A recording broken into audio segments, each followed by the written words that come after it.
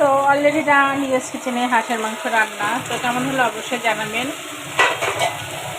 Yes কিচেনে হাঁসের মাংস অলরেডি ডান। খুবই দারুণ একটা ইয়েমে কালার চলে এসেছে, এখনও ধোয়া উঠতেছে। আমি চুলাটা স্টপ করে দিয়েছি মাত্র।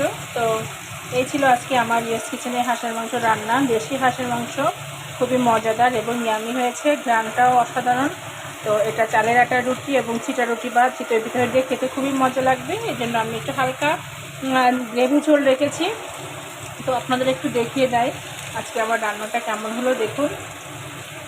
তো এই তো এটা আবার যখন সার্ভ করব তখন আর একটু গরম করে নিব, তখন অলরেডি ডান বাকি রান্নাটা, যে গ্রেভিটা সেটা অলরেডি পারফেক্ট আকারে হয়ে যাবে। তো ঠিক আছে, সবাই ভালো থাকবেন। আবারও নতুন কোনো রেসিপি নিয়ে আমি আপনাদের সামনে হাজির হব। ততদিন পর্যন্ত ভালো থাকুন। ওকে, আল্লাহ হাফেজ।